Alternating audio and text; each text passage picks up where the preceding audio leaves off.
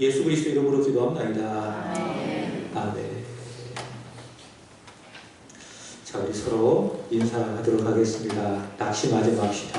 낙심하지 맙시다. 불안해하지 맙시다. 하나님을 소망합시다. 영국의 어느 정신과에서 있었던 일입니다. 한 남자가 진료를 받기 위해서 병원을 찾아왔습니다.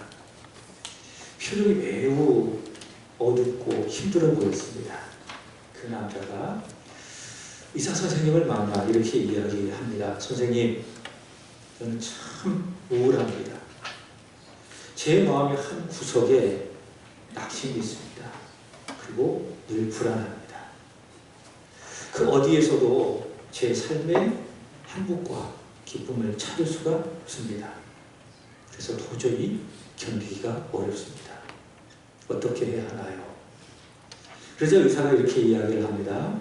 그래요? 그러면 자주 웃어보세요. 자주 웃어보세요. 웃기만 해도 마음의 병은 치료가 되는 겁니다. 행복해서 웃는 것이 아닙니다. 웃으면 행복해집니다. 그런 이야기를 합니다. 그래서 이렇게 이야기합니다. 오늘 저녁에요, 그리말디라고 하는 아주 유명한 개그맨이 공연을 하는데, 어디에서 공연을 하는데 꼭 가보세요. 그분을 보고 안 우는 사람은 없습니다. 그 공연을 보고 한번 신나게 웃어보십시오. 그런 마음에 우울함이 사라지게 될 겁니다. 의사 선생님이 그 남자에게 이야기합니다. 그래서 그 남자가 표정이 갑자기 어두워집니다. 그리고 이렇게 이야기합니다. 근데 선생님, 맞습니다.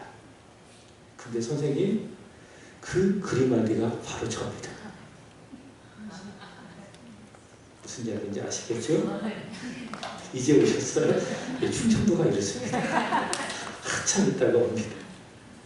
그는 남을 웃기고 또 즐겁게 하면서도 정작 자신은 웃지 못하는 우울함 속에서 살았던 것이죠. 여러분, 겉으로는 웃고 있습니다. 행복해 보입니다. 그러나 속에는 여러분 마음속에 혹시 낙심함이 있지 않습니까? 그리고 미래에 대한, 여러분의 삶에 대한 불안함이 있지는 않습니까? 그렇다면 여러분, 낙심하지 마십시오. 불안해하지 마시기 바랍니다. 소망의 하나님이 여러분과 함께 하십니다. 오늘 시편 42편 표제에 고라 자손의 마스길, 인도자를 따라 부르는, 뭐라고 이야기하고 있습니까? 노래라고 이야기했잖아요. 노래는 찬양이라는 것입니다. 이 찬양에 보면 무엇이 있습니까? 보통 후렴구라는 것이 있죠. 우리가 불렀던 154장 후렴구가 있잖아요. 저 겟세마네 기도를 늘 기억하게 하시고 그 십자가의 은혜요 날 인도하소서. 후렴구라는 것이 있잖아요. 오늘 시편 42편에도 그렇습니다. 무엇이 있습니까? 후렴구라는 것이 있습니다. 자, 그게 어디에 있을까요? 본문을 잘 보십시오. 반복되어지는 똑같은 두 구절이 있습니다. 어디에 있습니까? 첫 번째는 5절에 있죠. 그 다음에 11절에 있습니다. 우리 5절만 한번 읽어보도록 하겠습니다. 시작. 내 영혼에 어찌하여 낙심하며 어찌하여 내 속에서 불안해하는가? 너는 하나님께 소망을 두라. 그가 나타난 도우심으로 말미암아 내가 여전히 찬송하리로다. 아멘. 이 말씀은 여러분이 꼭 붙잡으시기를 바랍니다. 여러분, 이 말씀처럼 낙심하지 마십시오. 그리고 불안해하지 마시기를 바랍니다. 소망의 하나님께 여러분의 마음을 두시기를 바랍니다. 그가 나타날 것입니다. 반드시 여러분을 도우실 것입니다. 그로 말미암아 여러분의 입술 속에 하나님 향한 찬송이 있게 될 줄로 믿습니다. 다시 한번 인사하겠습니다. 낙심하지 맙시다. 불안해하지 맙시다. 다시 오늘의 말씀 표제를 보면 고라 자손이라고 나와 있죠. 고라 자손은 레위 자손 중에 성전에서 찬양을 담당했던 사람들입니다. 고라 자손의 마스길, 이렇게 이야기하고 있잖아요. 마스길이 뭘까? 이게 교훈적인 이런 의미를 담고 있습니다. 그리고 인도자를 따라 부르는 노래 이렇게 소개하고 있는데 성전에서 이 고라 자손이 인도자를 따라서 하나님께 불러드리는 교훈적인 의미를 담고 있는 찬양, 노래 이것이 무엇입니까? 오늘 우리가 읽은 시편 42편입니다. 본래 이 시는요 누가 썼을까? 라고 했을 때에 많은 성경학자들이 다윗이 썼다고 그렇게 이야기를 합니다. 그럼 언제 이 다윗이 이 시를 썼을까? 다윗의 인생은 크게 두 가지로 나눌 수가 있습니다. 왕이 되기 전에 그리고 왕이 되고 난 다음에. 근데 다윗은요 왕이 되기 전에도 많은 어려움을 당했어요. 왕이 되고 난 이후에도 많은 삶의 어려움이 있었습니다. 왕이 되기 이전에는 사울의 추격을 받고 이리저리 도망다니면서 삶에 많은 어려움을 당했고요. 왕이 되고 난 다음에는 아들 압살롬이 반역해서 또 쫓겨다니면서 많은 어려움을 당했고요. 근데 오늘 시편 42편은 다윗이 왕이 되기 전에 사울에 의하여 쫓겨담을 다닐 때에 하나님을 사모하면서 지은 시인데요. 이 시를 가지고 이후에 고라 자손이 곡조를 붙여서 성전에 부른 노래가 바로 오늘 시편 42편이라고 말을 할 수가 있습니다. 우선 오늘 이 시를 지은 다윗의 상황을 보도록 하겠습니다. 오늘 본문을 통해서 확인을 하고 싶은데요. 다윗은 어떤 사람일까? 다윗에 대한 여러 가지 수시소가 있지요. 사도행전 13장 22절에 의한다면 하나님의 마음에 합한 믿음의 사람이라. 또한 이따가도 소개하겠지만 기도의 사람이라. 찬양의 사람이라. 말할 수 있겠지만 통틀어서 말하자면 저는 이렇게 말하고 싶습니다. 따라할까요? 다윗은 예배의 사람이다. 다윗은 누구라고요? 예배의 사람. 다시 말해 예배드리는 것을 참 좋아하는 사람이었다라는 겁니다. 사랑하는 여러분, 예배를 사모하시기를 바랍니다. 예배를 사랑하시기를 주님의 이름으로 축복합니다. 다윗은요 예배를 참 좋아했어요. 그리고 예배하면서 수금으로 하나님을 찬양했습니다. 수금이라는 것이 무엇일까? 제가 인터넷에 찾아보니까는 기타는 아니지만 기타와 비슷한 악기가 수금이더라고요. 그래서 이 수금을 타면서 하나님을 찬양을 했는데 사무엘상 16장의 말씀을 보시면은 사울이 악령으로 인해서 아주 괴로운 시간을 보냈잖아요. 그러면 어떻게 합니까? 다윗이 다가가서 수금을 가지고 아름답게 연주를 하는 겁니다. 그럼 하나님께서 역사하고 그럼 악령이 떠나가게 되어지고 다윗은 그렇게 수금을 타면서 하나님을 예배했던 사람, 예배하는 것을 참 좋아했던 그런 사람입니다. 4절을 보시기 바랍니다. 우리 4절 읽어보도록 하겠습니다. 시작. 내가 전에 성의를 지키는 무리와 동행하며 기쁨과 감사의 소리를 내며 그들을 하나님의 집으로 인도하였더니 이제 이 일을 기억하고 내 마음이 상하는도다. 아멘. 자, 다윗은요 자신이 하나님 앞에 예배를 드리는 것을 참 좋아했을 뿐만이 아니라 성의를 지키는 무리들을 하나님의 집으로 인도해서 그들로 하여금 예배하게 했던 사람. 나도 예배하게 하고 다른 사람도 예배하게 했던 사람. 그래서 다윗은 어떤 사람이라고요? 예배의 사람이라는 것이죠. 그렇지만 다윗이 사울의 축복을 받고 이제 더 이상 하나님 앞에 가서 예배를 할 수가 없습니다. 그래서 그때 내가 무리들을 다 이끌고 성일의 하나님의 집으로 가서 예배했던 그때를 기억하고 그때 내 마음이 지금 내 마음이 어떠했다고 이야기합니까? 상했다. 상했다. 이게 어떤 의미인가 하면은 피를 흘리다 이런 의미입니다. 마음에 피를 흘리다. 이게 어떤 또 의미인가 하면 더 말한다면 마음이 죽게 되었다. 그런 의미입니다. 예배를 잘 드리고 그리고 성일의 사람들이 이끌어서 하나님의 전으로 가서 예배했는데 그 예배를 드리지 못하니 그때를 기억하면서 내 마음이 심히 죽게 되었다. 지금 다윗은 그렇게 고백을 하고 있습니다. 여러분 이게 누구일까요? 다윗입니다. 이게 더 나아가 믿음의 사람이어야 합니다. 여러분 구원받은 사람은요 예배드리는 것을 가장 좋아해야 합니다. 예배를 가장 사모해야 됩니다. 그럼 반대로 생각해 보십시오. 구원받은 사람이 언제가 가장 힘들까요? 예배를 못 드릴 때. 예배를 안 드릴 바로 그때에 가장 힘이 들어야 합니다. 예배가 돼야 됩니다. 그래야 삽니다. 다른 거 다 되고 있는데 예배가 안 되고 있다? 여러분 속고 있는 거예요. 근데 다른 것은 안 되고 있어요. 근데 예배가 잘 되고 있어요. 여러분이 영혼이 잘 되고 있는 것입니다. 말합시다. 예배가 예배가 우선이다. 우선이다. 예배가 우선이어야 합니다. 우리 믿음의 사람 예배가 안 되는 것을 가장 괴로워해야 됩니다. 여러분 코로나 시절을 생각해 보시기 바랍니다. 왜 힘들었습니까? 여러분 왜 괴로웠습니까? 교회 올 수 없는 거예요. 교회 올 수 없어서 그저 집에서 온라인으로 예배했던 그 시간, 그래서 우리가 얼마나 힘들었습니까? 근데 예배를 못 드림에도 불구하고 야, 잘했다. 마치 공부를 제대로 안 한 아이가 오늘 휴강입니다 했을 때 어때요? 야, 잘됐다. 그렇게 말하는 것처럼 오늘 예배 쉬겠습니다. 오늘 예배 안 드립니다. 라고 야, 잘됐다. 그럼 뭐가 문제가 이건 아니겠습니까? 그죠? 그럼 의심해 보는 거예요. 구원받았나? 정말 구원받은 사람인가? 예수를 믿는 사람은요, 예배가 우선이어야 합니다. 예배를 못 드릴 때 내 마음이 어때야 돼? 피를 흘려야 돼. 다시 말해, 내 마음이 상해야 되는 거예요. 마음이 죽을 지경이 되어야 되는 것입니다. 사랑하는 여러분, 예배를 사모하십시오. 예배를 본질로 삼으십시오. 예배를 중심으로 살아가시기 바랍니다. 예배에 성공하시기 바랍니다. 예배에 성공하면 믿음에 성공합니다. 믿음에 성공하면 여러분의 인생이 성공하게 될 줄로 믿습니다. 예배 사람 다윗 예배해야 됩니다. 근데 사울의 추격을 받고 멀리 떨어져서 하나님 앞에 와서 예배하지 못하니 그 마음이 너무 힘든 거예요.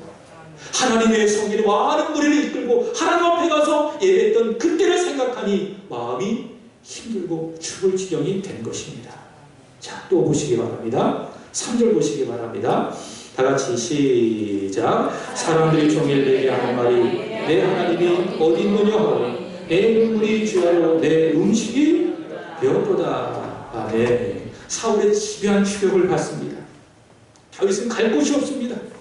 목적 없이 광야에 쫓겨나 여기저기 방황하고 있습니다. 그런 다윗을 향하여서 사람들은 조롱을 합니다. 다윗, 네가 하나님의 사람이냐? 네 하나님이 어디 있느냐? 네가 하나님의 사람이라면 하나님께서 너를 구원하셔야 되는 것이 아닌가? 근데 하나님이 어디 있는가?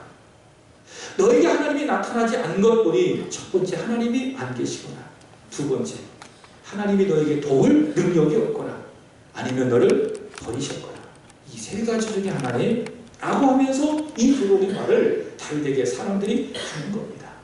자, 어느 정도 이 말을 했는가 하면 잘 보십시오. 43편, 42편 3절의 말씀을 보시면은 종일 했다. 종일 했다고 이야기합니다. 영어 성경에 보시면은 day and night 이렇게 이야기합니다. 낮에도 밤에도 그 사람들이 다윗에게 와서 뭐라고 이야기하는 거예요? 네 하나님이 어디 있느냐? 네 하나님이 어디 있느냐? 조롱하게 되는 겁니다. 얼마나 힘들었을까요? 예배드리고 싶은데 예배하지 못하는 그 마음도 매우 힘이 드는데 사람들이 나에게 네 하나님이 어디 있느냐? 조롱하니 그 마음이 얼마나 힘들었을까요? 10절의 말씀 보시기 바랍니다. 다 같이 읽겠습니다. 시작. 내 뼈를 찌르는 칼같이 내 대적이 나를 비방하여 늘 내게 말하기를 내 하나님이 어디 있느냐 하도다. 아멘. 다윗의 대적들이 또 이렇게 이야기하죠. 네 하나님이 어디 있느냐. 이 말이 마치 다윗에게 어떤 말처럼 들었다고 이야기합니까? 칼과 같이 들렸대요. 칼이 뭐예요? 사람을 찌르는 거잖아요. 마음을 잘라낼 것이잖아요.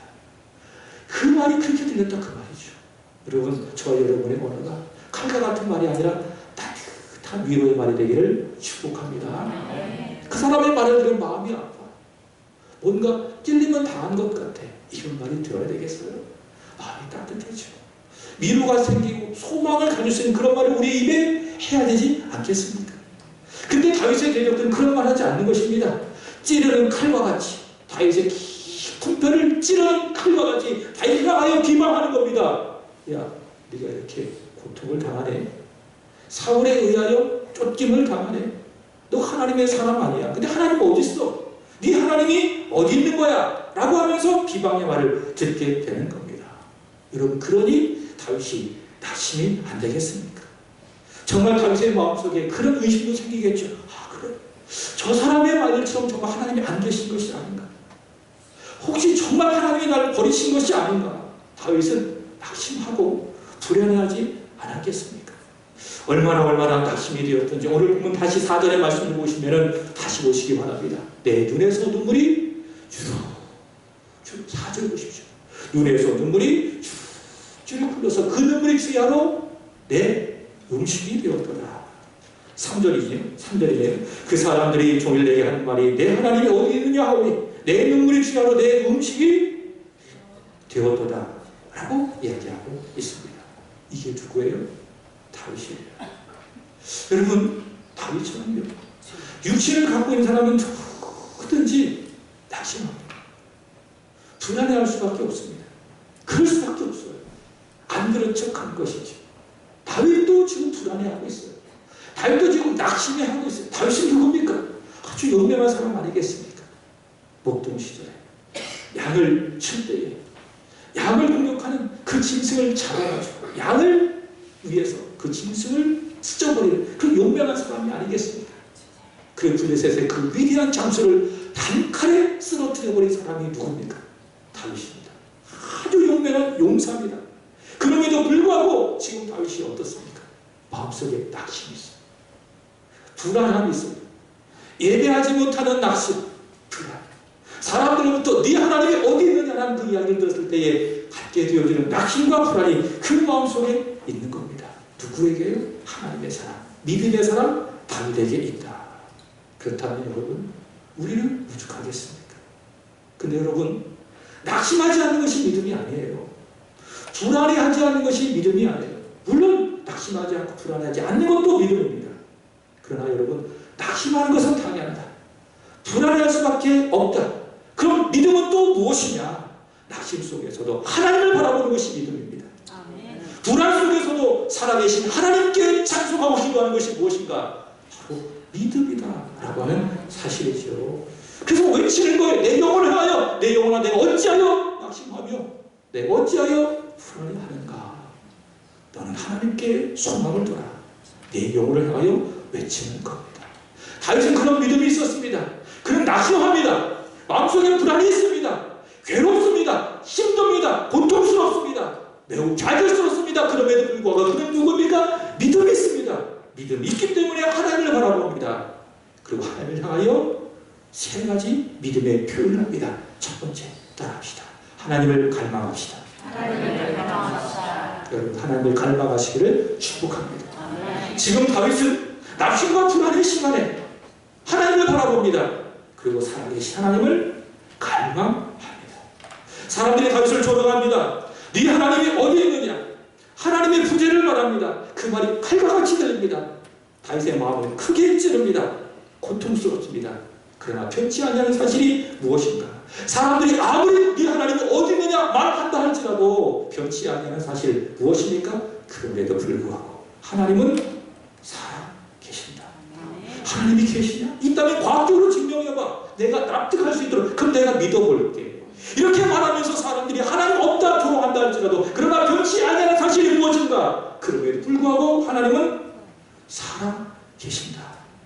믿습니까? 오늘 보면 2절의 말씀을 보시기 바랍니다. 다 같이 읽어보겠습니다. 시작. 내 영혼이 곧 하나님 곧 살아계신 하나님을 갈망하니 내가 어느 때에 나가서 하나님의 얼굴을 배울까? 아멘. 하나님 어떤 하나님이시라는 것이죠? 살아계신 하나님. 따라합시다. 그래도 하나님은 살아계신다. 하나님은 살아계신다. 자, 믿으십니까? 아멘. 사람들이 아무리 네 하나님이 어디 있느냐 우리에게 이야기한다 할지라도 조롱한다 할지라도 과학이 이 세상을 교회를 성경을 조롱한다 할지라도 그럼에도 불구하고 변치 않는 사실이 무엇이냐? 그럼에도 불구하고 하나님은 살아계신다 라는 것이죠. 자, 8절도 보시기 바랍니다. 성경이 말씀합니다. 시작. 낮에는 여호와께서 그의 인자하심을 베푸시고 밤에는 그의 찬송이 내게 있어 생명의 하나님께 기도하리로다. 아멘. 하나님 어떤 하나님이시라는 것이죠? 살아계신 하나님, 생명의 하나님, 살아계셔서 생명을 주시고 우리와 함께 하시는 생명의 하나님이시다. 이렇게 이야기하고 있습니다. 여러분, 그렇습니다. 하나님은 살아계십니다. 우리와 함께 하십니다. 그리고 우리가 드린 이 예배를 기뻐 받아 주시고 계실 줄 믿습니다. 창세기 1장 1절 이렇게 이야기합니다. 시작. 태초에 하나님이 천지를 창조하십니다. 여러분 성경을 보십시오. 성경은요 하나님이 계신다 증명하지 않습니다. 뭐라고 이야기합니까? 계신다 선포합니다. 그 성경은 증명의 책이 아니에요. 하나님의 살아계심을 증명하고 알려주고 과학적으로 이성적으로 이게 아니에요. 성경은 뭐예요? 하나님은 살아계시다 우리에게 선포하고 있습니다. 성경을 제일 먼저 펴면 하나님은 살아계시다. 그게 창세기 1장 1절 아니겠어요? 태초에 하나님이 천지를 창조하십니다. 하나님은 살아계십니다. 다윗은 이렇게 이야기합니다. 시편 19편 1절입니다. 다 같이 읽어보겠습니다. 시작. 하늘이 하나님의 영광을 선포하고 궁창이 그의 손으로 하신 일을 나타내는도다. 하나님 어디 계시냐? 하늘을 봐라. 하나님의 살아계심을 선포한다. 하늘이 궁창이 그의 손으로 하신 그 일들을 나타낸다. 성경은 이야기하는 거죠. 하나님은 살아계신다. 그러므로 사랑하는 여러분, 우리 베드로처럼 고백해야 됩니다. 주는 그리스도시요 살아계신 하나님의 아들이십니다. 우리 하나님의 살아계심을 그렇게 고백하는 것입니다. 다윗은요 낙심과 불안할 때 어떻게 하는가? 바로 그 하나님. 사람들이 아무리 조롱해도 네 하나님이 어디냐 아무리 조롱하고 비방한다 할지라도 다윗은 살아계신 하나님을 믿습니다. 그리고 그 살아계신 하나님을 어떻게 합니까? 갈망하는 거예요.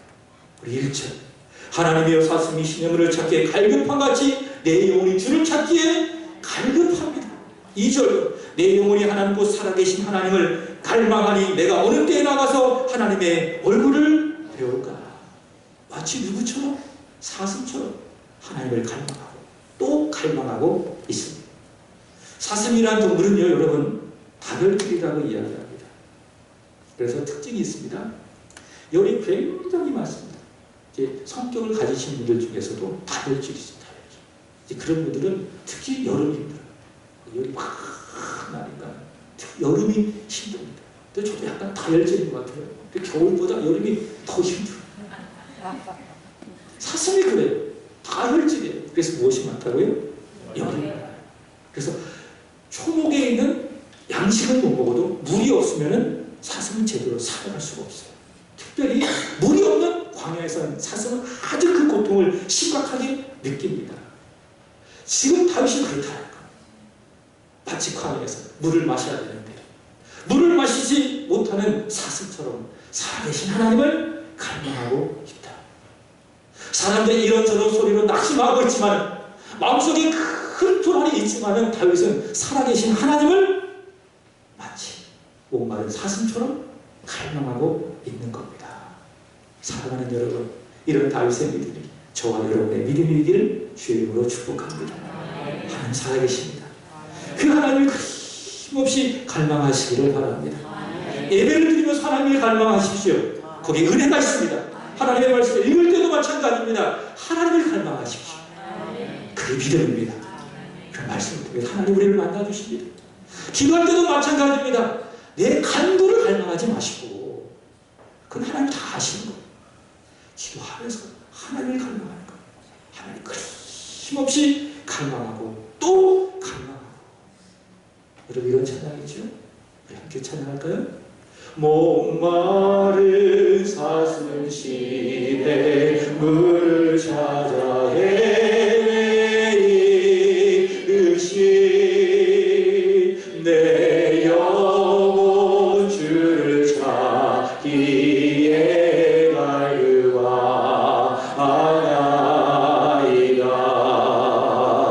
주님 말이 나의 힘 나의 방패 나의 찬송함 나의 몸 정성 다와 쳐서 주님 경배합니다. 낙심할 수 있어요. 불안해할 수 있어요. 그런 힘든 순간에 여러분 하나님은 살아계심을 믿으시고 마치 목마른 사슴처럼 하나님을 갈망하는 여러분 되시기를 축복합니다. 자, 두 번째로 따라합시다. 하나님을 찬양합니다. 첫 번째 다윗은 살아계신 하나님을 갈망합니다. 두 번째 다윗은 하나님을 찬양합니다. 여러분 다윗은 누구냐? 말씀드렸던 것처럼 예배의 사람, 그리고 예배 중에서도 찬양을 참 잘했던 사람입니다. 그게 다윗입니다. 실제적으로 악기를 가지고 하나님을 찬양을 잘했습니다. 음정도 잘 맞았겠고 박자도 잘 맞았겠고 오늘 우리 찬양의 향기 힘처럼 사무엘하 23장 1절의 말씀을 보시면 다윗을 향하여 이야기하기를 노래 잘하는 자 그렇게 이야기하고 있습니다. 다윗은 누구라고요? 노래, 찬양을 잘하는 사람 그 사람이 다윗이라고 하는 것을 보십시오. 그럼 이런 생각해 보십시오. 노래를 잘한다, 찬양을 잘한다 말씀드린 것처럼 음정도 잘 맞추고 박자도 잘 맞추고 이게 노래 잘하는 것 아니겠습니까? 근데 그것만이 아닌 거예요. 노래를 잘한다, 찬양을 잘한다는 것은 무엇이냐? 내가 찬양을 부르잖아요. 그럼 거기에 나를 담아내는 거예요. 그게 뭡니까? 그게 노래를 잘하는 거예요. 그래서 여러분 음정 못 맞추고 박자 못 맞춰서 나 노래 못해 이렇게 생각하지 마시고요. 어떤 찬양을 불러도 여러분 그 찬양 속에 여러분의 마음을 담아내면 되는 거예요. 여러분이 하나님을 향하여 가지는 그 마음을 담아내면 그게 뭡니까? 노래를 잘하는 겁니다. 다윗이 그런 사람이었어요. 다윗은요, 낙심의 때에 불안의 때에 어떻게 합니까? 하나님을 찬양하게 되는 것입니다. 그런 하나님 향한 찬양을 멈추지 않습니다. 다시 5절의 말씀을 보시기 바랍니다. 다윗은 자신의